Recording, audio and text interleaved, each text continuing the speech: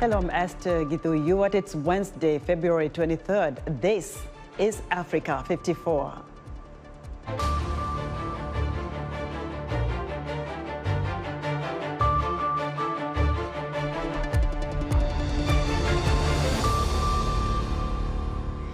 U.S. President Joe Biden announces sanctions against Russian oligarchs and banks. A closer look at the crossroads of despair in drought-ravaged Somalia. And in Zambia, a young college student uses her coding skills to empower women.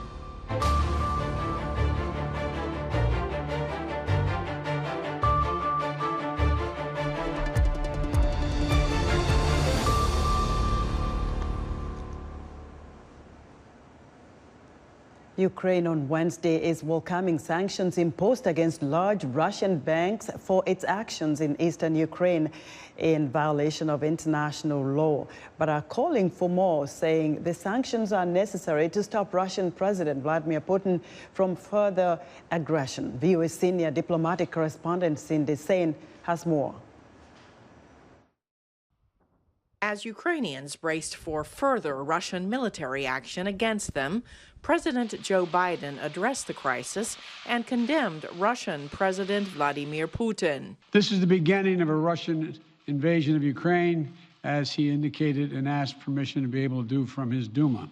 Biden announced a first round of sanctions targeting 2 Russian banks and several oligarchs, as well as other measures. We're implementing full blocking sanctions on 2 large Russian financial institutions, VEB and their military bank. We're implementing comprehensive sanctions on Russian sovereign debt. That means we've cut off Russia's government from Western financing. It can no longer raise money from the West and cannot trade in its new debt on our markets or European markets either. Biden stressed how united NATO allies are against Russia's aggression.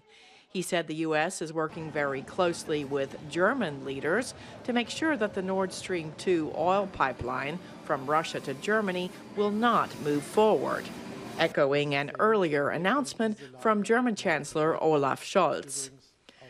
After meeting with Ukraine's Foreign Minister Dmitry Kuleba in Washington, Secretary of State Antony Blinken told reporters a potential meeting with Russian Foreign Minister Sergei Lavrov this week will not happen. Now that we see the invasion is beginning and Russia has made clear its wholesale rejection of diplomacy, it does not make sense to go forward with that meeting at this time. European Union Foreign Policy Chief Josep Borrell also announced new sanctions on Russia, saying they will hurt Moscow a lot. Today we have agreed that the 51 members of the Russia State Duma who voted this violation of international law and territorial integrity and sovereignty of Ukraine will be listed in our sanctions list. With Russia's parliament authorizing broader Russian military operations abroad, experts tell VOA there is no question this is a critical moment, and Putin has announced his plans to destroy the status quo in Ukraine. And that Putin is willing to pay for the destruction of that status quo a very high price, whether that's in terms of sanctions, perhaps in bloodshed, the kinds of price that come with military action. The U.S. also announced they are sending additional forces to bolster NATO's eastern flank. Cindy Sain, VOA News. Now, Russian President Vladimir Putin said Wednesday that Russia is always open to diplomacy, but its own national security interests come first. Putin also said he would continue to strengthen his military in the face of what he called a difficult international situation.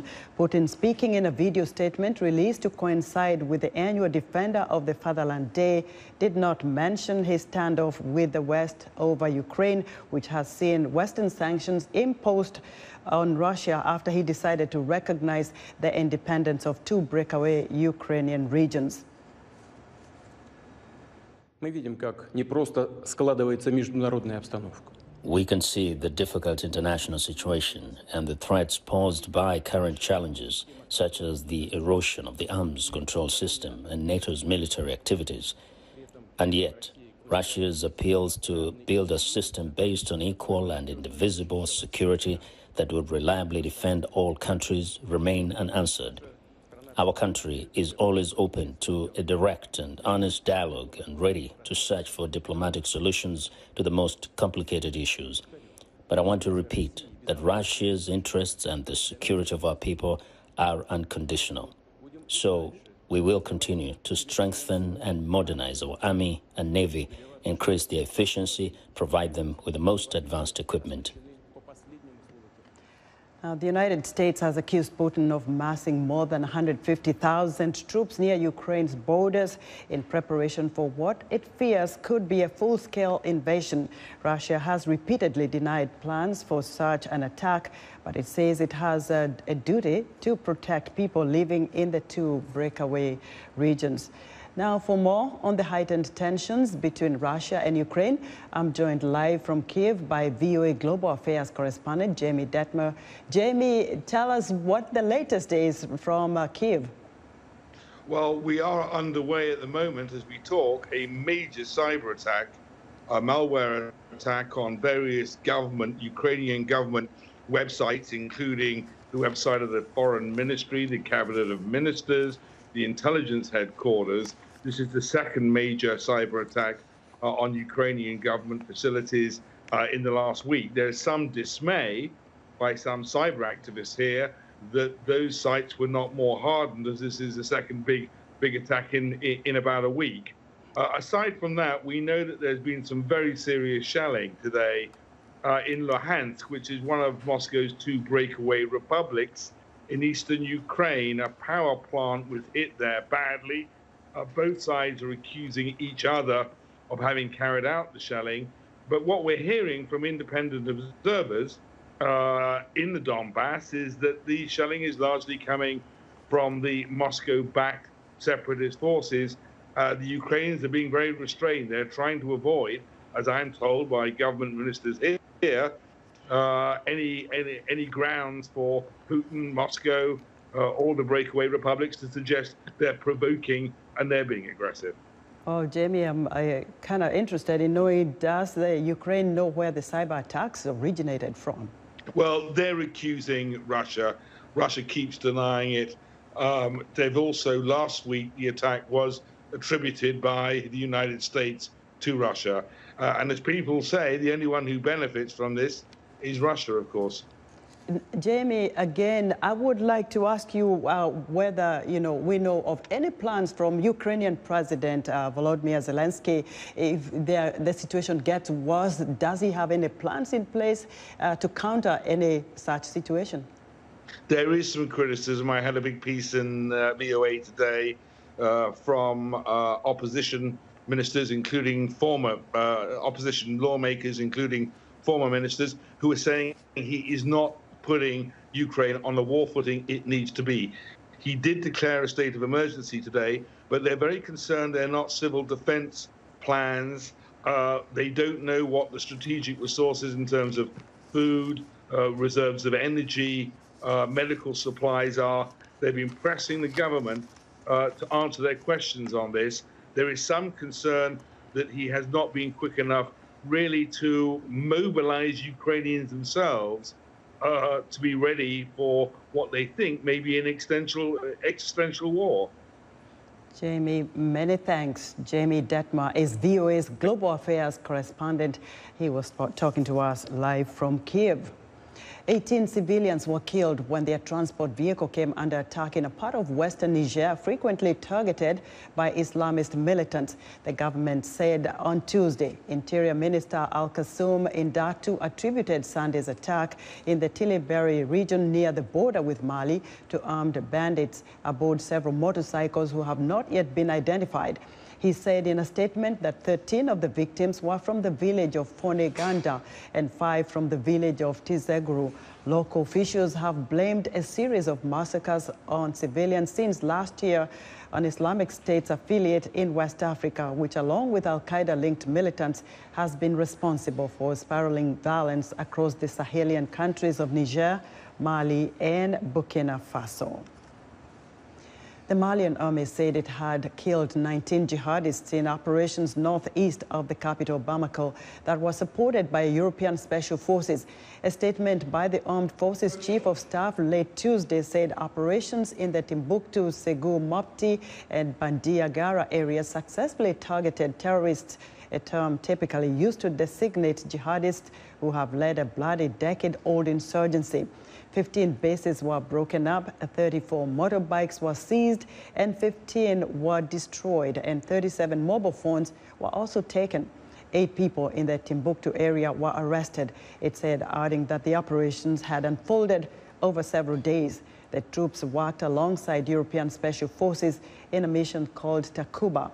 It said a deployment whose future is clouded by a row between France and the military junta in Bamako.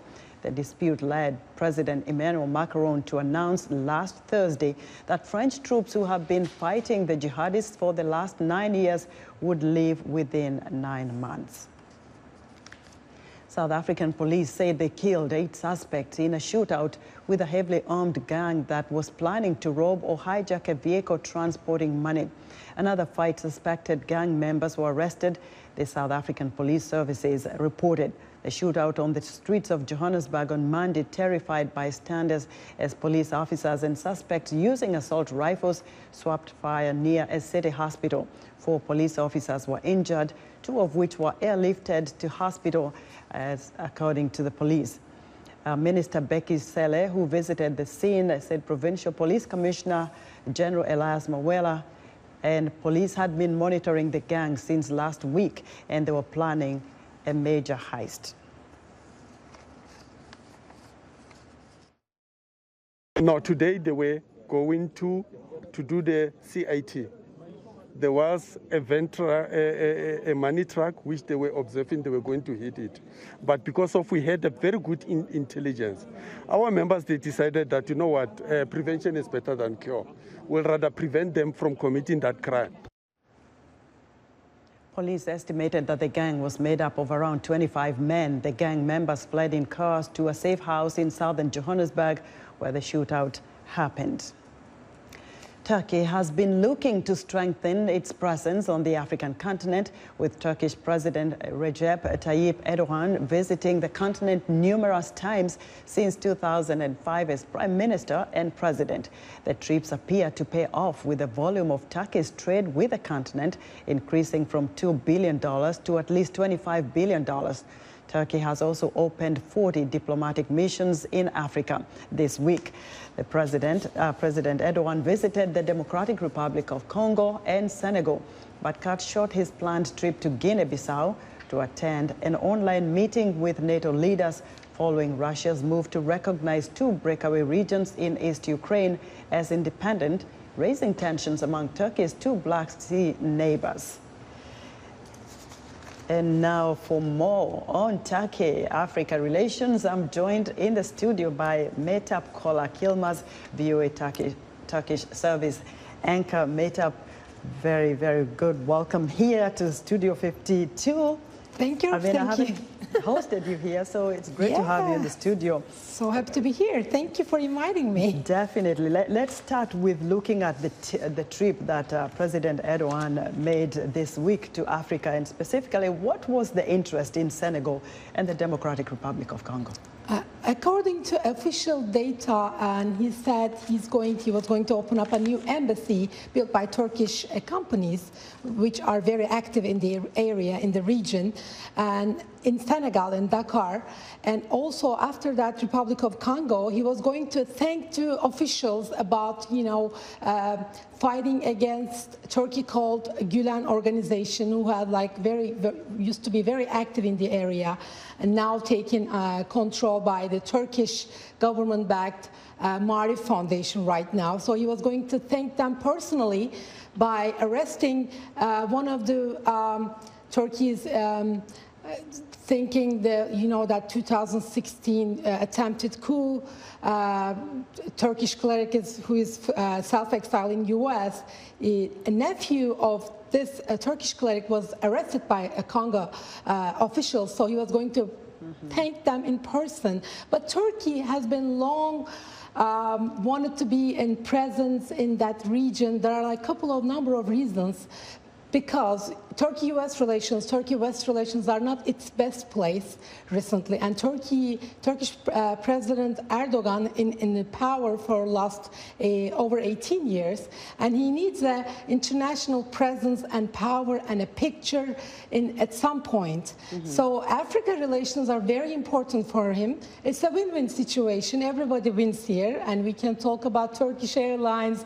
They're flying everywhere. I was going to ask it, because that's the most interesting part where Africans will always talk about Turkish Airlines. How, is the airline tapping into all this trade and investment, cooperation? Turkish Airlines, probably the biggest non-African carrier in the region. So I'm going to take a look at the numbers. Before COVID, after COVID restrictions, obviously it's restricted mostly, Turkish Airlines had flights to 60 destinations in 39 countries in Africa. And currently, if you compare these numbers with Air France, which comes after Turkish Airlines, 26 countries and 27 cities in Africa. So Turkish Airlines flies more. Obviously, one of the biggest hub in Europe, and Turkey wants to become one of that in Istanbul airport. So if you fly to Africa and bring all the communities from there to Istanbul, connect them to the world, it's another win-win situation for Turkey. So Turkey wants to expand its presence, and Turkish business circles are very interested in investing more and more and everywhere in Africa. For that reason, whenever Erdogan goes to Africa, which is more than 40 times, 43 different embassies, they're opening up mosques, roads, and places. He brings all the business people. Great. Mehtap, it was so good to have you come to the studio to talk to us about that.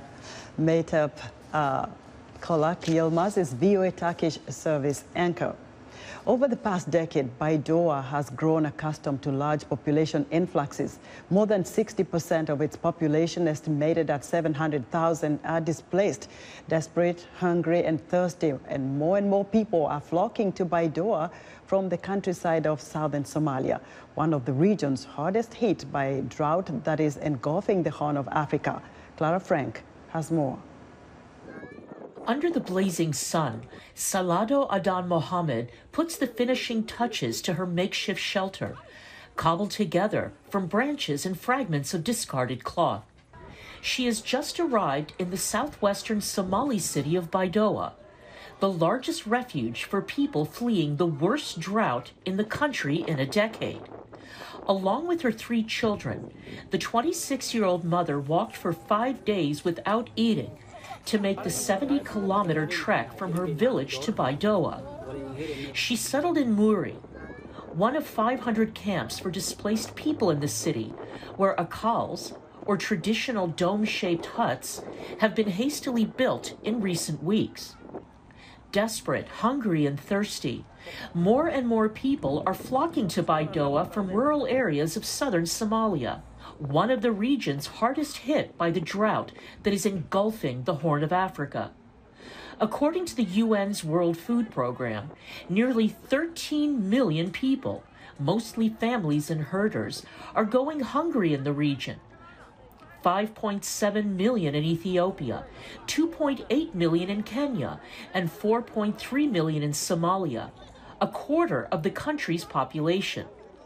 In Somalia, The UN's humanitarian agency, OCHA, said this month that the number of people who have left their homes in search of water, food, and pasture has doubled to more than 554,000.